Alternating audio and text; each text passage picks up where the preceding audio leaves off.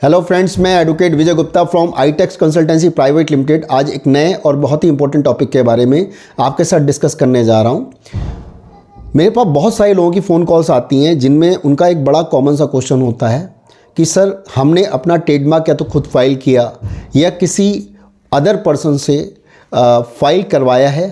अब उस समय पहले जो स्टेटस था वो तो क्या कहते हैं कि फॉर्मेलिटी चेक पास या मार्क टू एग्ज़ाम शो कर रहा था, लेकिन एट प्रेजेंट हमारा स्टेटस जो शो कर रहा है वो ऑब्जेक्टेड शो कर रहा है। पब्लिक सर्च पेज में या ई रजिस्टर पेज में ऑब्जेक्टेड शो कर रहा है।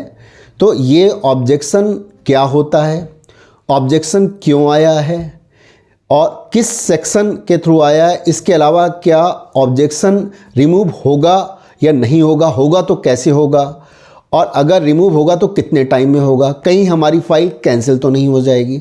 ऐसे बहुत सारे क्वेश्चंस लोगों के होते हैं।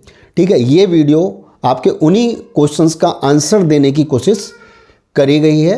वीडियो को ढंग से समझने के लिए वीडियो में शुरू से लेकर लास्ट तक बने रहिएगा। अगर वीडियो पसंद आती है तो प्लीज़ वीडियो को लाइक करिए, औरों के साथ शेयर करिए। इसके अलावा बेल आइकॉन दबाइए ताकि आपको जो और भी नॉलेज वाले जो वीडियो हैं उनका नोटिफिकेशन आपके पास पहुंच सके। चलिए स्टार्ट करते हैं। फर्स्ट ऑफ ऑल, ऑब्जेक्शन क्या होता है? ऐसा होता है कि जब कोई भी पर्सन अपना ट्रेडमार्क फाइल करता है, ठीक है, तो वो बहुत कुछ देखभाल के अपना ट्रेडमार्क फाइल करता है कि वहाँ पर कोई भी मैचिंग वाली कोई चीज़ ना आए। मैचिंग का मतलब कि मैंने जो ट्रेडमार्क फाइल किया उससे मिलता जुलता कोई ट्रेडमार्क नहीं हो। पब्लिक सर्च में देखता है और वहाँ पर उसको नो रिकॉर्ड फाउंड दिखाता है, जिसके बिहार पर उसे लगता है कि भाई ऐसा है कि यहाँ पर डिपार्टमेंट ने एक ग्रीन सिग्नल दे रखा है और यहाँ पर अब कोई भी ऑब्जेक्शन नहीं आने वाला। ठीक है, तो उसके बाद जब वो ट्रेडमार्क फाइल करता है, फाइल करने के बाद उसके अलग अलग स्टेप होते हैं। जैसे अगर पहले तो वो जो स्टेटस शो करेगा कि आपका अगर पहले फॉर्मेलिटी चेक पास शो करेगा, उसके बाद शो करेगा मार्क टू एग्ज़ाम शो करेगा। उसके बाद अगर सब कुछ ठीक है तो उस कंडीशन में क्या कहते हैं कि आपका या तो वो स्टेटस शो करेगा accepted and advertisement, accepted show करेगा, उसके बाद एडवर्टाइजमेंट में जाएगी फाइल। लेकिन काफ़ी हद तक जो फाइलें हैं उनमें या तो ऑब्जेक्शन लिख के आता है। ठीक है, तो जब ऑब्जेक्शन लिख के आता है तो उसमें क्या होता है कि उसका विथिन 30 डेज, जो जिस दिन एग्जामिनेशन रिपोर्ट इशू होती है, अगर वो ऑब्जेक्शन है तो उसके विथिन 30 डेज उसका रिप्लाई करना कंपलसरी होता है। नहीं तो आपकी एप्लीकेशन अबेंडेंट हो सकती है या कैंसिल हो सकती है। ऐसा उसमें एग्जामिनेशन रिपोर्ट में लिख के आता है। ठीक है, तो है क्या, फर्स्ट ऑफ ऑल जो एग्जामिनेशन रिपोर्ट होती है उसमें कई तरह के ऑब्जेक्शन जो होते हैं हमारे सामने आते हैं। नंबर सबसे पहला ऑब्जेक्शन आता है, कभी कभी कुछ फाइलों में आ जाता है कि जो objection under section 91A, under section 91B, under section 11, under section 13, या कभी कभी आता है कि इसमें से कुछ आइटम आप डिलीट करिए, या इसी टाइप के डिफरेंट पैटर्न के ऑब्जेक्शन आते हैं। ठीक है, तो उसमें होता क्या है, पहले तो ये समझने की ज़रूरत है कि जो 91A का क्राइटेरिया क्या होता है। जैसे लीगल लैंग्वेज में थोड़ा सा हम देख लेते हैं कि इसमें इसका मतलब क्या होता है, फिर आपको मैं कुछ जो इजी लैंग्वेज में आसान भाषा में समझाऊंगा कि इसका मतलब क्या है।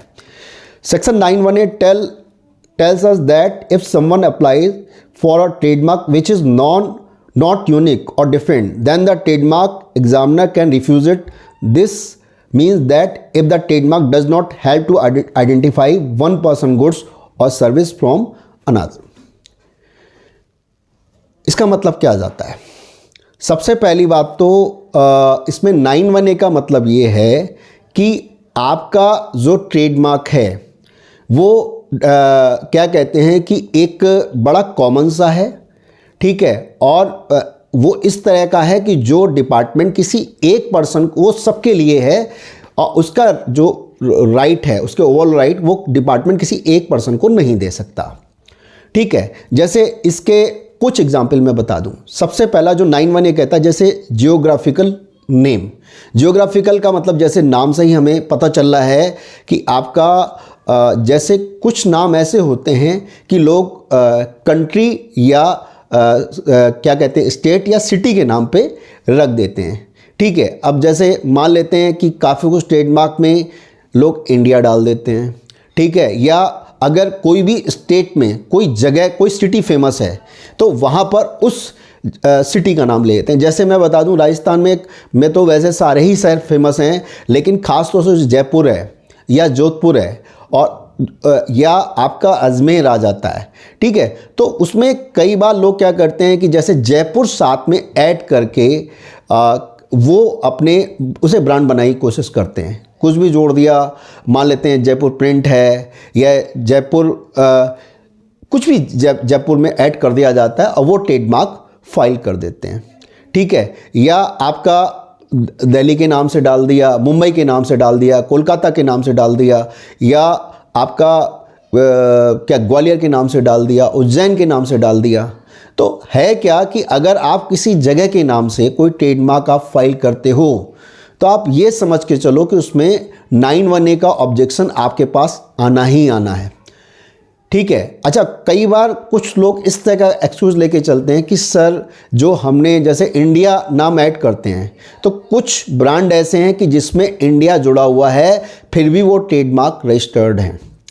तो सर ऐसा है कि जब उनको दिया हुआ है तो हमें भी डिपार्टमेंट को देना चाहिए, बात तो सही है, लेकिन है क्या कि पहले जब ट्रेडमार्क एक्ट बना था उसके बाद टाइम पर क्या हुआ, इसमें अमेंडमेंट हुए हैं। तो है क्या कि इन्हीं चीज़ों से बचने के लिए डिपार्टमेंट क्या करता है, एक्ट में टाइम टू टाइम चेंजेस लाता है। ठीक है, और उसमें जो पहले दिया जा चुका वो ठीक है, लेकिन आगे उन नामों के ऊपर डिपार्टमेंट क्या कर देता है, बाउंडेशन लगा देता है। ठीक है, तो उन नामों को आगे अगर उस तरह का नाम कोई अगर जोड़ता है तो डिपार्टमेंट उस नाम को क्या कर देता है, उसको एक तरह से रिफ्यूज़ करने के चांसेस उसके बनते हैं। सेक्शन 9(1)(a) उसमें डायरेक्टली आता है। ठीक है, तो जगह का नाम उसमें ऐड करने से बचना चाहिए। ठीक है, मोस्टली आदमी सोचता है कि भाई ऐसा जगह का नाम मैं ऐड कर दूंगा तो उसका मेन उसके पीछे पर्पज़ ये होता है कि इसकी मार्केटिंग करना आसान होगा। लेकिन ये बात समझने की ज़रूरत है कि वो जो जगह का नाम हो वो केवल आपसे नहीं, वहाँ पर बहुत जितनी भी पब्लिक रह रही है, जो लाखों लोग रहते हैं, हज़ारों या लाखों लोग रहते हैं, उन सबसे रिलेटेड है। तो अगर किसी एक बंदे को उसका नाम दे दिया जाएगा तो इसका मतलब है कि कोई और दूसरा उस नाम को यूज़ नहीं कर सकता, तो डिपार्टमेंट ये बैन नहीं लगा सकता। जैसे आप क्या कहते हैं, मथुरा वृंदावन चले जाओ तो वहाँ पर जितने भी होटल मिलेंगे, ठीक है, वहाँ पर भगवान कृष्ण की नगरी है, तो या तो राधा रानी के नाम से आपको होटल, रेस्टोरेंट या जितने भी शॉप्स वगैरह हैं वो भगवान कृष्ण के नाम पे मिलेंगी। ठीक है, बाके बिहारी के नाम पे मिलेंगी। ठीक है, वृंदावन चले जाओ तो वहाँ पर जितनी भी दुकानें हैं वो बाके बिहारी के नाम से रखते हैं। तो डिपार्टमेंट ये कहता है कि हम किसी को बाउंड नहीं कर सकते, मतलब किसी एक को नहीं देंगे, सब आप रखो, और सीधी सी बात है कोई भी किसी के ऊपर ऑब्जेक्शन नहीं कर सकता, ना डिपार्टमेंट रोकेगा ना आप रोक सकते हो। ठीक है, तो एक तरह से क्या है कि वहाँ पर आपको किसी जगह का नाम लेने से पहली बात तो बचना चाहिए। ठीक है, नहीं तो उसमें 9(1)(a) का इशू तो आएगा ही आएगा और बहुत दिक्कत होती है और काफ़ी बार वो फाइल आगे जाके कैंसिल होती है। ठीक है, तो आपका इसके अलावा क्या कहते हैं कि अगर कोई पर्सन, दूसरा जो 9(1)(a) का एग्जाम्पल बता देता हूँ कि आपका जैसे कोई सरनेम है, अब जैसे मैं गुप्ता हूँ या कोई शर्मा है, ठीक है, या कोई उपाध्याय आ जाता है, ठीक है, या कोई घोष लगाता है, या कोई जैसे मुस्लिम में आपका अहमदिया लगाता है, तो आप सीधी सी बात है कि जो अगर कभी कोई अपने नाम के साथ सरनेम लगाता है तो उसका ऑब्जेक्शन सेक्शन 9(1)(a) का आएगा ही आएगा। ठीक है, क्योंकि उनका कहने का मतलब ये है डिपार्टमेंट का कि ये जो सरनेम होता है वो क्या कहते हैं कि एक बहुत बड़ी कम्युनिटी से रिलेटेड होता है, बहुत सारे लोगों से रिलेटेड होता है, तो किसी एक बंदे को हम उसका राइट नहीं दे सकते। तो 9(1)(a) उसमें आना ही आना है और सीधी सी बात है वो मैटर सॉर्ट आउट करने में बहुत दिक्कत होती है, या आगे आप मान के चलो कि वो फाइल आगे जाके कैंसिल भी होती है। ठीक है, हालांकि कभी कभी उस तरह के केस निकलते भी हैं, लेकिन उनके लिए क्या होता है, कुछ अलग तरह की चीज़ें अप्लाई होती हैं, अलग तरह की जो पॉइंट्स हैं वो उनके लिए चाहिए होते हैं, वो फाइलें भी कभी कभी निकल जाती हैं। अब वो निकलती कैसे हैं, तो उसका क्या है कि आपके पास या तो कोई पर्सन मान लेते हैं 15-20 साल 25 साल से कोई इस तरह का नाम यूज़ करता आया है, ठीक है। अगर वो अपने प्रॉपर क्या कहते हैं लीगल डॉक्यूमेंट, जैसे कोई प्रॉपर बिलिंग, जीएसटी और वैट वाले, ठीक है, या जो प्रॉपर बिल अगर दिखाता है, प्रॉपर डॉक्यूमेंट दिखाता है, तो डिपार्टमेंट उस तरह की फाइलें उस केस में निकाल सकता है। 100% श्योरिटी नहीं है, लेकिन ये होता है कि बहुत हद तक आपके बिल होने से, जितने पुराने बिल होंगे तो उतना आपके ब्रांड में आपको सपोर्ट दे जाएंगे। सेक्शन 9(1)(a) का जो इफ़ेक्ट है वो बहुत हद तक कम कर देता है, ठीक है। तो पहले तो आपको नाम या जो आपका जगह का नाम या सरनेम लेने से बचना चाहिए, ठीक है। इसके अलावा बहुत सारी जो प्रोहिबिटेड नेम की लिस्ट है जो आपका पब्लिक सर्च में ऑलरेडी शो करता है, उनमें से कोई भी नाम लेने से बचना चाहिए। वहाँ डिपार्टमेंट डायरेक्ट इंडिकेशन दे रहा है कि ये नाम हम आपको नहीं देंगे, ठीक है। इन जो जैसे इसमें से कुछ नाम मैं बता देता हूँ, बहुत लंबी चौड़ी लिस्ट है, उसमें से मैं बता दूँ। एक बड़ा फेमस नाम आता है बालाजी। बालाजी एक्चुअल में क्या है कि हिंदुओं में जो आपका भगवान विष्णु के लिए भी बालाजी यूज़ किया जाता है, जैसे आपका तिरुपति बालाजी आ गया, या आपका राजस्थान में मेहंदीपुर बालाजी हनुमान जी के लिए यूज़ किया जाता है, सालासर बालाजी।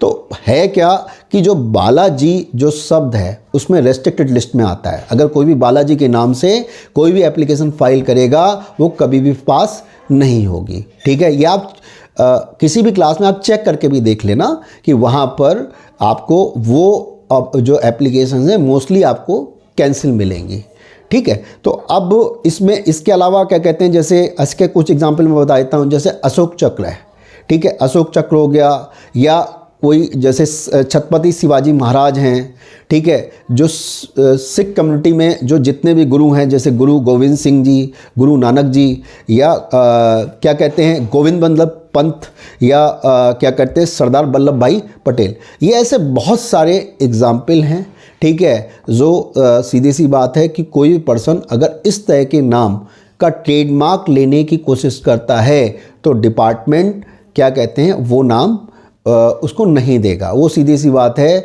कि वहाँ पर आपका ऑब्जेक्शन क्रिएट करेगा, आगे वो ब्रांड आपका क्या कहते हैं क्लियर नहीं होगा, एक्सेप्टेड नहीं होगा, और रजिस्टर्ड तो बहुत दूर की बात है, ठीक है। तो ये आपका कुछ सेक्शन 9(1)(a) के ऑब्जेक्शन था, ठीक है, कि सेक्शन 9(1)(a) के ऑब्जेक्शन किस तरह से आते हैं। सेक्शन 9(1)(b) की जो डेफिनेशन है, जो लीगल डेफिनेशन है, वो भी देख लेते हैं। Section 9(1)(b) trademark that only describe the kind, quality, quantity and geographical origin of the goods और service can not be registered, ठीक है। तो सेक्शन 9(1)(b) क्या कहता है?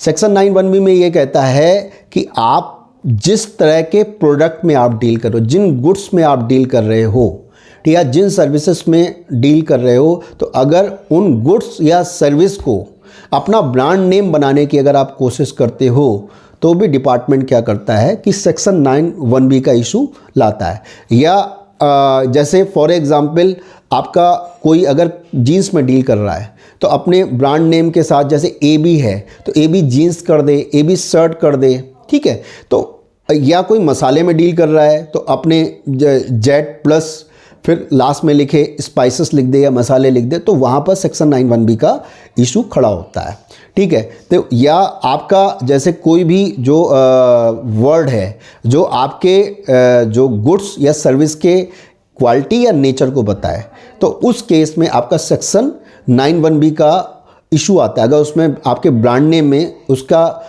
कोई ऐसा वर्ड लिखा हुआ है जो आपके ट्रेडमार्क में कि जो उसकी क्वालिटी या नेचर को बताता है, ठीक है, या क्या कहते हैं, तो उस केस में आपका सेक्शन 9(1)(b) का इशू बनता है, ठीक है। जैसे इसके कुछ एग्जाम्पल हैं। अगर कोई अपने ब्रांड नेम के साथ क्या कहते हैं कि अगर हर्ब या हर्बल वर्ड जोड़ता है या कोई ऐसा ट्रेडमार्क लेने की कोशिश करता है जैसे जीरो डिफेक्ट है, या कोई अपने ब्रांड नेम के साथ जैसे अब पानी का काम कर रहा है, अब उसमें वाटर शब्द जोड़ देता है या प्योर शब्द जोड़ देता है या फैंटास्टिक शब्द जोड़ता है या नेचुरल वर्ड जोड़ता है, तो उस केस में आपके ब्रांड नेम के साथ सेक्शन 9(1)(b) का इशू आने के चांसेस रहते हैं और आता है।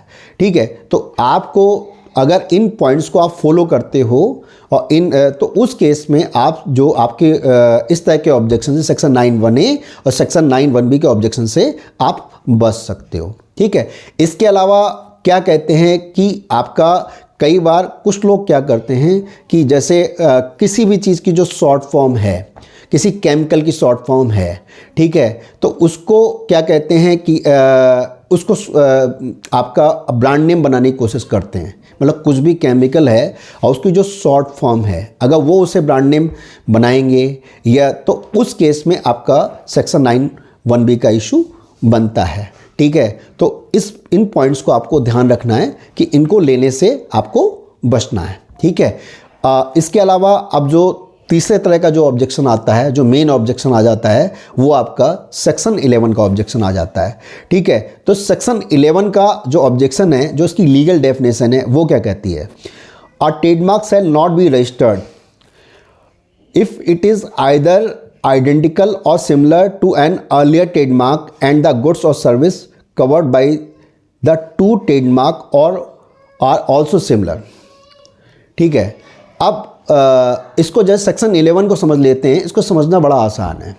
ठीक है, जैसे होता क्या है कि कोई ट्रेडमार्क जो आपने फाइल किया, तो अगर उससे 100% मिलता जुलता अगर ट्रेडमार्क पहले से पड़ा हुआ है, ठीक है, जैसे अब कोई ब्रांड नेम है ABC, ठीक है, आपने जो अब उसमें ABC के नाम से पहले से फाइलें वहाँ पर हैं, तो वहाँ पर आपका क्या होगा? सेक्शन 11 का ऑब्जेक्शन आ जाएगा। ठीक है, तो आपको क्या करना है कि उस केस में जो आपको पब्लिक सर्च में प्रॉपर चेक करना है कि आपका क्या कहते हैं कि जो आप ट्रेडमार्क का नाम लेने जा रहे हो उस तरह का कोई ट्रेडमार्क पहले से पड़ा तो नहीं है। इसके अलावा अगर 7 या 8 अल्फ़ाबेट का अगर कोई आपका ब्रांड नेम है, तो इनिशियल 4 लेटर जो हैं उनको डालकर पब्लिक सर्च में डालकर आप चेक करो कि एक तरह से उससे मिलते जुलते नाम अगर वहाँ पर नो रिकॉर्ड फाउंड दिखा रहा है उस कंडीशन में। जैसे अगर आपका 6 या 7 अल्फ़ाबेट का है तो आप 4 अल्फ़ाबेट डालो, और उस केस में अगर नो रिकॉर्ड फाउंड दिखाता है तो आप ये समझ के चलो कि उस केस में आपका सेक्शन 11 का ऑब्जेक्शन नहीं आएगा। आएगा भी तो ईज़िली आपका रिमूव हो, मतलब रिप्लाई से, प्रॉपर रिप्लाई से वो रिमूव्ड हो जाएगा। और बाकी अगर ऑब्जेक्शन आ भी जाता है तो उसमें हड़बड़ाने की आपको ज़रूरत नहीं है कि ऑब्जेक्शन तो क्या कहते हैं ट्रेडमार्क में आते ही आते हैं। अगर आप 100 फाइलें उसमें डाली जा रही हैं तो 97-98% फाइलों में ऑब्जेक्शन आता ही आता है। तो आप सीधी सी बात है, अगर आपकी फ़ाइल में कोई ऑब्जेक्शन आ जाता है तो आपको ये हड़बड़ाने की ज़रूरत नहीं है कि इसमें क्या कहते हैं कि ये ऑब्जेक्शन क्यों आ गया। चौंकने की ज़रूरत तब है जब आपकी फाइल सीधे सीधे एक्सेप्ट हो जाए। ठीक है, अगर आपकी फाइल में कोई ऑब्जेक्शन आ जाता है तो उसमें इतना हड़बड़ाने की ज़रूरत नहीं है। ठीक है, तो इसके अलावा और जो सिमिलर मार्क के जो एग्जाम्पल हैं, लोग क्या करते हैं कि सीधी सी बात है, कोई ब्रांड नेम है जो पहले से पड़ा हुआ है, ठीक है, अब उसमें क्या करते हैं कि बीच में कोई अल्फ़ाबेट है उसे मान लेते हैं, जैसे ई पहले से लगा हुआ तो उसे डबल कर दिया, डबल जेड कर दिया, और फिर कहते हैं कि सर हमारा जो नाम पढ़ने में अलग अलग आ रहा है, लेकिन डिपार्टमेंट ये मान के नहीं चलता। सीधी सी बात है कि अगर आपका नाम लिखने में और बोलने में, ठीक है, उसकी साउंड एक जैसी आ रही है तो भी डिपार्टमेंट आपको वो नाम पास नहीं करेगा। तो सेम नाम लेने से बचना चाहिए। ठीक है, इसके अलावा क्या कहते हैं कि अगर फिर भी कोई मिलते जुलते नाम अगर आपके सामने ऑब्जेक्शन आ जाता है, ठीक है, तो बहुत सारे लोगों का क्वेश्चन होता है कि सर क्या अब हमारा ट्रेडमार्क निकलेगा या नहीं निकलेगा। तो ऑब्वियस है, जिस तरह की प्रॉब्लम आती है उसका सॉल्यूशन भी होता है। कुछ ऑब्जेक्शन इस तरह के होते हैं कि सीधी सी बात है जो डिपार्टमेंट कभी किसी को देगा नहीं।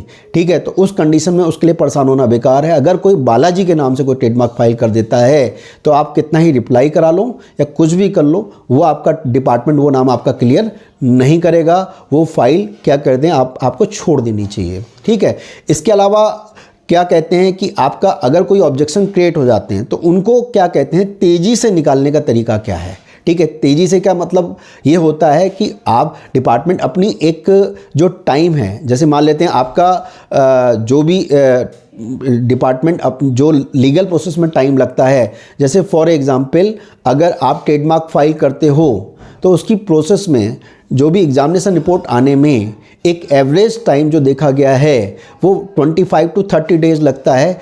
कभी कभी कुछ एग्जामिनेशन रिपोर्ट 5 to 6 डेज़ में भी आ जाती हैं, जैसे अभी बीच में देखा गया था, वो जल्दी भी आ रही थी। और उससे पहले अगर हम 4-5 महीने पहले चले जाएं तो एग्जामिनेशन रिपोर्ट ऐसा भी हुआ है कि जो 7-7, 8-8 महीने में भी यहाँ ही हैं। बीच में इनके जो पोर्टल था उसमें इश्यूज़ आ रहा था, तो उसमें घबराने की ज़रूरत नहीं है, वो एक अपना टाइम पीरियड लेके जाएगा ही जाएगा। उसके बाद आपको ये करना है कि उसका जो भी ऑब्जेक्शन आया है उसका प्रॉपर रिप्लाई करना है। अगर नहीं करना आता तो किसी और सही बंदे से आप करवाओ, वैसे आप खुद नहीं कर पाओगे, किसी अच्छे प्रोफेशनल बंदे से कराना चाहिए।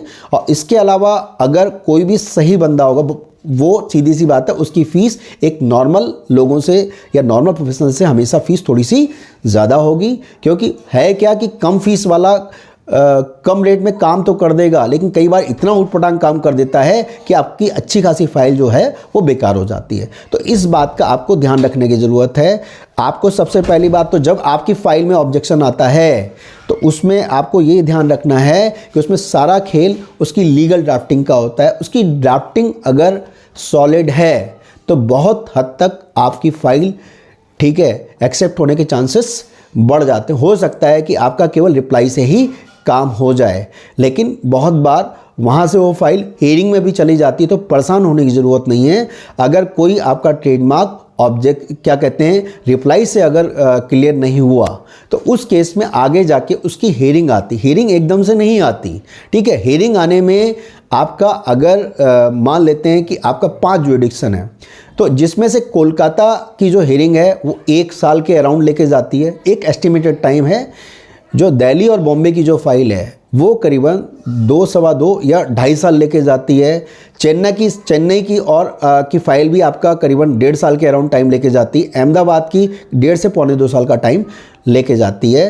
तो ये एक आइडिया है, ठीक है, ऐसा नहीं कुछ फिक्स है। इससे थोड़ा पहले भी आ सकती है, थोड़ा बाद में भी आ सकती है। तो जो भी आएगी वो हियरिंग वगैरह या जो भी चीज़ें आएंगी वो अपने टाइम से आती हैं। उसमें बहुत बार लोगों का जिस भी पर्सन से करा रखा है बार बार ये क्वेश्चन पुटअप कर रहे होते हैं कि सर हमारी हियरिंग आ रही है और उसमें कब आएगी, या उसमें ready show cause for hearing लिख के आ रहा है।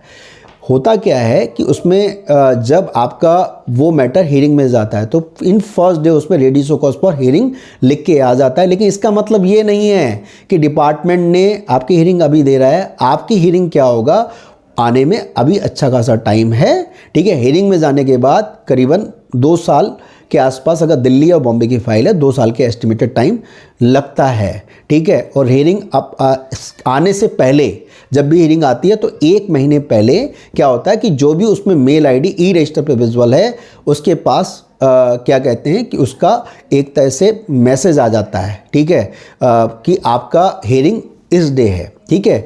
और जो फ़ोन नंबर ऐड होता है उसमें ही मैसेज आ जाता है। तो आपको बीच बीच में अपना जो ई रजिस्टर पेज पर जो आपका कॉरस्पॉन्डेंस और नोटिस वाला कॉलम है वहाँ चेक करते रहना है कि इसकी अभी हियरिंग आई या नहीं आई, ठीक है। तो उसके लिए वेट करना है। इसके अलावा जो आपका ब्रांड निकालने का एक सबसे अच्छा तरीका ये होता है कि अगर क्या कहते हैं कि एक तो रिप्लाई बहुत अच्छा होना चाहिए, इसके अलावा क्या कहते हैं कि उसके अगर आपके पास उससे रिलेटेड जितने भी सॉलिड बिल हैं, मतलब जो वैलिड बिल हैं जीएसटी वाले, या आपका क्या कहते हैं कि अगर किसी के टिन वाले बिल हैं, मतलब जितने भी पुराने बिल हैं वो आपके ब्रांड को निकालने में बहुत हद तक सपोर्ट करते हैं। सेक्शन 12 का बेनिफिट आपको मिल रहा होता है। तो आपको क्या करना है कि जब बहुत सारे लोग ये होते हैं कि वो क्या करते हैं कि वो सोचते हैं कि जब मेरा ब्रांड आगे जाके रजिस्टर्ड हो जाएगा तब मैं इस पर काम करूंगा, तब मैं इस पर बिल कटिंग करूंगा।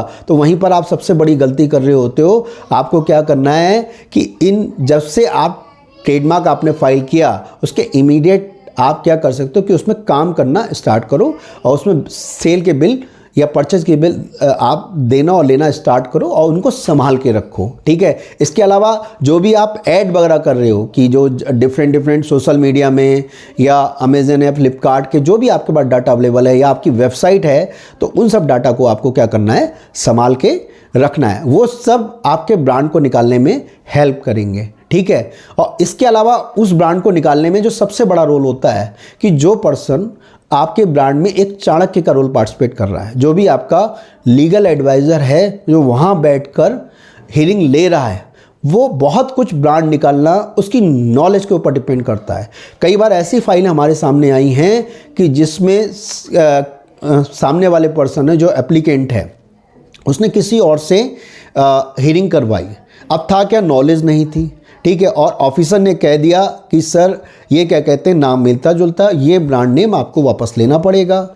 और उसने आके वही बात सामने वाले से रिपीट कर दी कि सर ये ब्रांड नेम जो ऑफिसर हम जो ट्रिब्यूनल ऑफिसर हैं वो बोल रहे हैं कि इसको वापस लेना पड़ेगा, तो आप इसको वापस ले लो, ठीक है। तो वहाँ पर काफ़ी हद तक ये था कि जो वो कंसल्टेंट था या जो भी उसकी हियरिंग ले रहा था उसने बहुत हद तक काम खराब कर दिया था, ठीक है। वहीं पर जब वही हियरिंग क्या हुआ कि उसमें हमारे पास आई, तो उस केस में उसको नेक्स्ट हियरिंग के लिए एडजॉर्न कराकर और नेक्स्ट हियरिंग में जब उसकी हियरिंग ली गई तो वही ब्रांड क्या कहते हैं कि एक्सेप्टेड हो गया था। हाँ, उसके कुछ रास्ते बताए गए थे उस ऑफिसर को कि सर अगर इसको ऐसे करा जाए तो उस केस में ये फाइल एक्सेप्टेड हो सकती है। तो वहाँ पर उन्होंने कहा सर ऐसा हो सकता है। मुझसे भी उन्होंने मना किया था कि सर ये ब्रांड नेम क्लियर नहीं होगा। तो मैंने ये कहा था कि सर या मैम अगर इसमें ये चीज़ अगर ऐसे कर दी जाए तो उस केस में तो हो सकता है। तो हाँ सर हो सकता है, तो उसमें थोड़ा टाइम लिया जाता है और कुछ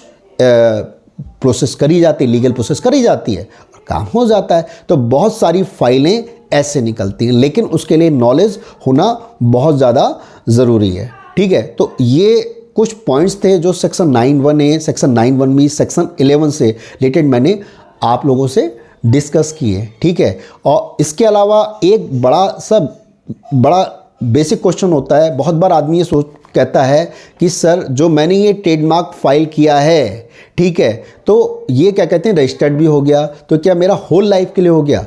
होल लाइफ के लिए नहीं होता, 10 साल के लिए आपको क्या होता है कि उसको उसका राइट मिलता है, लेकिन 9वें साल आपके पास अलर्ट आ जाता है, ठीक है। और 9 से 10 साल के बीच में आपको उसको रिन्यू कराना होता है, ठीक है। जो भी गवर्नमेंट चालान है उसकी गवर्नमेंट चालान लगता है, प्रॉपर फाइलिंग होती है, ठीक है। प्रॉपर फाइलिंग होने के बाद डिपार्टमेंट अगले 10 साल तक आपका टाइम आगे बढ़ा देता है, ठीक है। अगर 10 से 11वें साल के बीच अगर वो क्या कहते हैं विथ पेनल्टी, ठीक है, विथ पेनल्टी आपको टाइम और मिलता है, लेकिन अगर 11वें साल के बाद टाइम निकल जाता है तो उस केस में डिपार्टमेंट जो क्या कहते हैं जो रजिस्ट्रार है वो अपने रजिस्टर से ई रजिस्टर पेज से वो नाम क्या करता है कट कर देता है, एक तरह से वो जो ब्रांड है कैंसिल कर देता है, अबेंडेड कर देता है। तो आपको ये सब पॉइंट्स ध्यान रखने हैं, ठीक है। ब्रांड एक तरह से आपकी प्रॉपर्टी है, ठीक है, इंटेलेक्चुअल प्रॉपर्टी है, उसको बहुत संभाल के रखना है, टाइम टू टाइम चेक करना है। इसके अलावा एक पॉइंट मैं और डिस्कस करना चाहूँगा कि आपका ब्रांड अगर एक्सेप्ट हो चुका है या रजिस्टर्ड हो चुका है तो रजिस्टर्ड होने के बाद भी आपको ध्यान रखना है, क्योंकि ब्रांड में कभी भी कोई भी छेड़खानी हो सकती है, ठीक है। तो इन सब बातों का आपको ध्यान रखना है। वीडियो पसंद आती है तो प्लीज़ इसे औरों के साथ शेयर करिए। इसके अलावा अगर आपको कोई भी डाउट होता है तो आप मेरे पर्सनल मोबाइल नंबर पे कॉल करके अपना डाउट ले सकते हैं। मेरा पर्सनल मोबाइल नंबर है 9625122106। इस पर कॉल करके आपकी कोई भी क्वारी है वो उसका सॉल्यूशन ले सकते हैं। Thank you.